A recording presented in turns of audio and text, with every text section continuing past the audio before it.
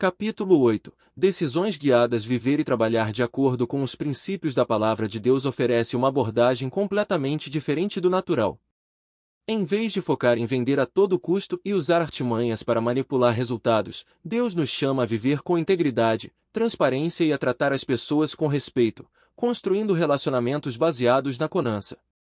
Esse caminho não é sustentado pela nossa própria vontade, mas pelo poder do Espírito Santo em nós. Você precisa entender que Deus é Espírito, e assim como Ele, nós também somos. Por isso, nossa comunicação com Ele deve ser constante, através do Espírito. Ele pode se manifestar de várias maneiras, por uma impressão forte, uma voz interna, sonhos, ou até através de outras pessoas trazendo informações. Vou te contar uma experiência pessoal que mostra a importância de sempre perguntar ao Espírito Santo sobre tudo e seguir suas orientações. Por muito tempo, fui apenas dentista e, no auge do reconhecimento no meu estado, fui atender uma nova avaliação, indicada por outro paciente que participou da consulta inicial. A paciente estava emocionalmente abalada e me contou sobre seus atendimentos clínicos anteriores, que foram trágicos. Ela disse que, anos atrás, não agendou uma avaliação comigo porque cobrei consulta e acabou fazendo um tratamento estético com outro profissional, o que levou sua saúde bucal a piorar muito. Agora, seus dentes estavam desgastados, sensíveis, com inflamação gengival e cárie. Ela tentou refazer o tratamento com outro dentista, mas também não deu certo, e estava diante de mim para restaurar sua saúde bucal e estética.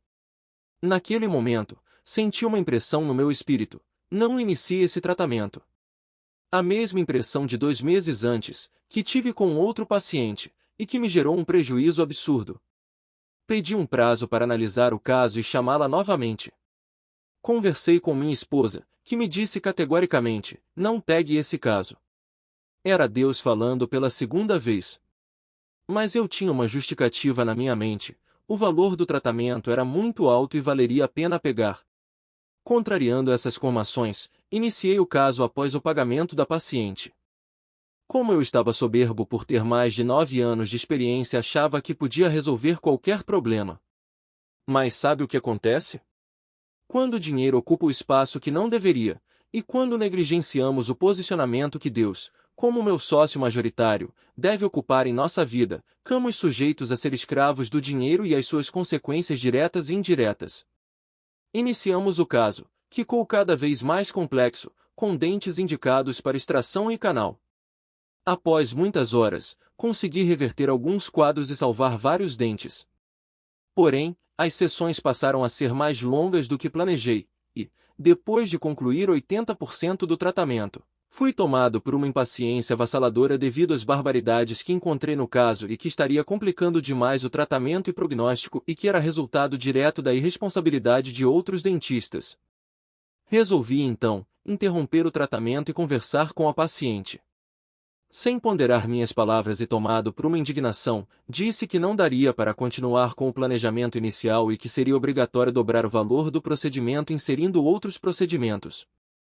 A minha intenção na hora era de realmente oferecer um tratamento que me desse uma possibilidade mais fácil de resolver aquela situação com menos estresse clínico.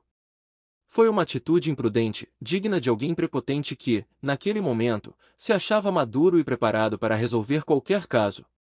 A paciente saiu profundamente abalada e foi conversar com seu esposo.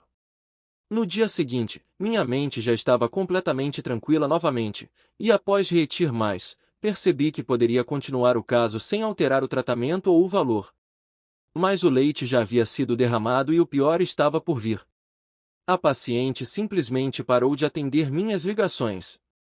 Depois de várias tentativas, consegui falar com ela, mas não consegui convencê-la a continuar o tratamento. Poucos dias depois, o pior aconteceu: a paciente solicitou reembolso completo, alegando que a cor dos dentes feitos não estava como ela queria, mesmo eu tendo concluído 80% do tratamento. A situação piorou ainda mais quando a paciente se uniu ao amigo blogueiro que participou da consulta inicial. Lembra?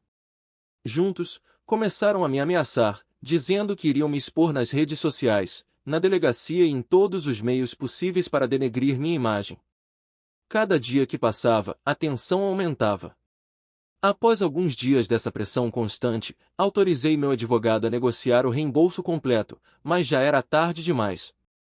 No mesmo dia em que meu advogado iniciou as negociações, enquanto eu atendia meus outros pacientes, recebi uma ligação de um grande amigo pessoal, que também é empresário. Ele estava extremamente preocupado e relatou que a paciente havia ido à loja dele, em público, fez questão de denegrir minha imagem, falando mal de mim em voz alta, na frente de outras pessoas.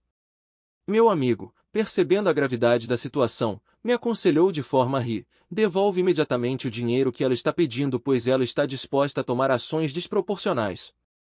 A pressão e o estresse estavam insuportáveis, e as coisas pareciam estar saindo do controle rapidamente. Naquela mesma semana, enquanto meu advogado tentava um acordo com a advogada da paciente, minha esposa foi abordada na igreja por uma amiga, empresária, que estava visivelmente assustada. Ela contou que havia sido procurada em sua loja por uma paciente minha, e a história era exatamente a mesma. A amiga reforçou que deveríamos fazer tudo o que a paciente estava pedindo, pois a situação estava se tornando muito séria. Pouco depois, recebi uma intimação para comparecer a uma delegacia policial. Isso mesmo. Fui intimado pelo próprio delegado, via WhatsApp, usando seu celular particular. Enquanto aguardava a audiência na delegacia, consegui uma ligação com aquele amigo da paciente. Perguntei a ele, cheio de frustração, por que ela quer me processar e não os outros dentistas que realmente são culpados por todo esse problema? Por que ela está fazendo isso comigo? Não podemos resolver isso de forma amigável? Não é justo. Eu salvei muitos de seus dentes, dei a ela uma vida social boa novamente, com um sorriso estético e sem sensibilidade. Só precisamos continuar o tratamento. A resposta veio com um tom sarcástico e frio: amigo, você tem como pagar, os outros não. Esse é o preço da fama. A sensação de injustiça e impotência tomou conta de mim. Eu percebia que estava preso numa batalha que ia além do natural. Então, parei. Definitivamente, parei. Estava pesado demais. Eu sabia que errei por não ter buscado a orientação de Deus desde o começo, mas ficar me culpando não iria resolver. Junto com minha esposa, a cada aparente derrota que enfrentávamos, repetíamos: em tudo dai graças, porque esta é a vontade de Deus em Cristo Jesus para convosco. Esse tudo inclui as coisas boas e ruins, as vitórias e as perdas, as dores e os espinhos. Foi ali que encontrei descanso, sabendo que Deus tinha algum propósito em tudo aquilo. A audiência foi um desastre completo. Ficou claro que era tendenciosa, e, surpreendentemente, nenhum crime foi apresentado que justificasse minha presença em uma delegacia criminal. Era uma questão que deveria ter sido tratada nas esferas de defesa do consumidor ou civil, mas aquilo tudo parecia mais uma tentativa de intimidação. A paciente, que antes queria apenas o reembolso integral, já não se contentava com isso. Agora, ela parecia decidida a usar sua influência como advogada e conhecedora de mecanismos legais para me prejudicar seriamente. E o que eu pensei? Em tudo dai graças, porque esta é a vontade de Deus. Esse versículo não diz que todas as coisas ruins que acontecem são a vontade de Deus, mas que, independentemente das circunstâncias, devemos ter uma atitude de gratidão. A vontade de Deus é que, em todas as situações, boas ou más, demos graças, conando que Ele está presente no controle, e que podemos encontrar motivos para sermos gratos mesmo em meio às dificuldades. Isso requer uma postura de fé e confiança em Deus, sabendo que Ele pode usar qualquer situação para o bem daqueles que o amam. Portanto, o foco não está na situação em si ser ou não a vontade de Deus, mas sim na nossa resposta, dar graças, independentemente das circunstâncias. Naquele momento, segundo o meu primeiro advogado, a audiência havia sido um fracasso para outra parte, e ele me garantiu que não havia como o caso seguir adiante. No entanto, algo não parecia certo, pois as ameaças continuaram com intensidade. Após 29 dias daquela audiência, decidi contratar outro advogado para obter uma nova perspectiva. Para minha surpresa, descobri que havia um inquérito criminal aberto há 29 dias, acusando-me de apropriação indébita. Esse inquérito seria enviado ao juiz no dia seguinte. Se aprovado, seria encaminhado ao Ministério Público, que decidiria se aceitaria a queixa e qual seria a punição, que poderia incluir perda de liberdade, prestação de serviços comunitários ou contribuições sociais.